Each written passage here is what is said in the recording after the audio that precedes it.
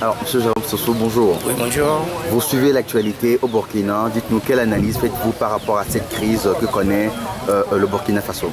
Non, il faut dire que c'est une crise de trop qui n'honore pas l'Afrique et qui continue de salir davantage l'image de l'Afrique. Et si on sait que ce sont les peuples africains, par leur dévouement, qu'on achète les armes à ces militaires et pour défendre leur territoire et que ces militaires se permettent de retourner ces armes-là contre ces peuples-là. Il faut voir que c'est véritablement dommage. C'est très dommageable de savoir que jusqu'à ce jour, à ce 21e siècle, l'Afrique continue de rester en marge de tout ce qui se passe. Et pour moi, malheureusement, ils se retrouvent, ces chefs d'État africains se retrouvent actuellement aux États-Unis dans le cadre de l'Assemblée générale des Nations unies. Moi particulièrement, ça me fait honte. Ça me fait honte tellement que on se dit que l'Afrique ne devait plus exister. Et ce qui fait pitié dans tout ça là, sont les religieux, les intellectuels africains qui ne veulent pas du tout se mêler dans ces situations pour mettre fin à tout ce qui se passe. Sincèrement, c'est dommageable.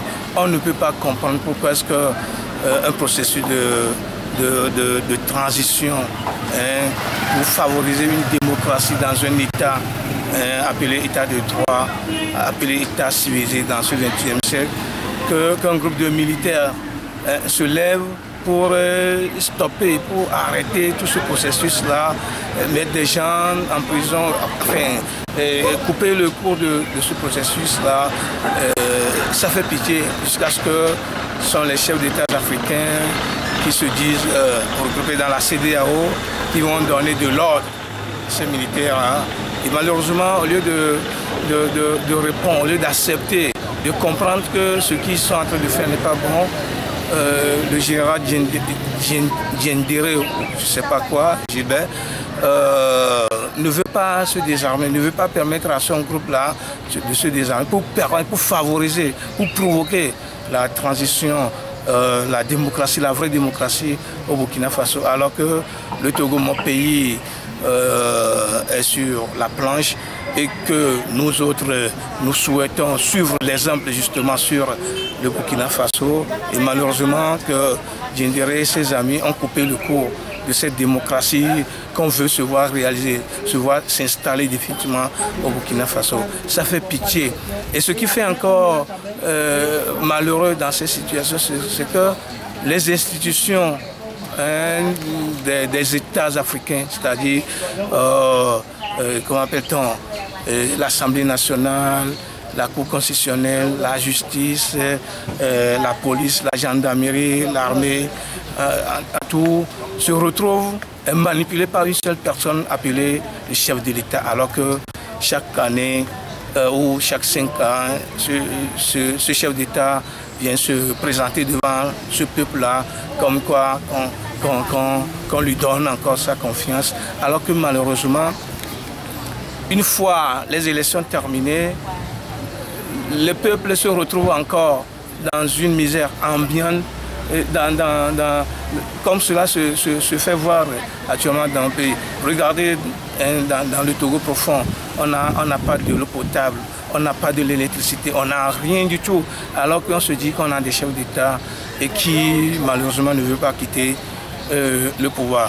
Ce qui se passe au Burkina, ça fait pitié.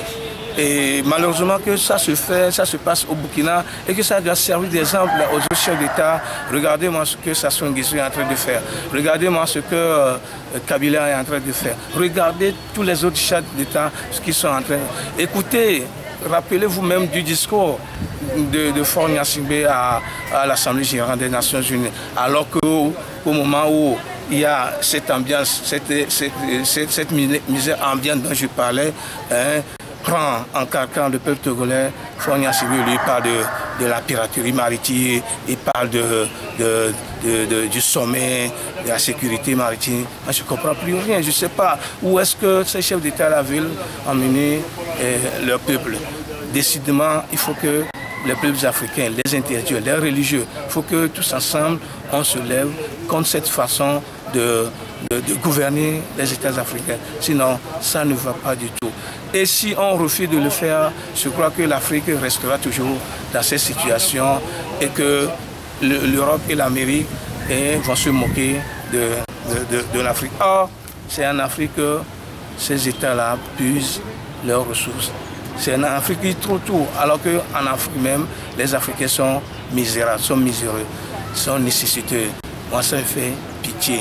Décidément, il faudrait qu'on mette fin à cela.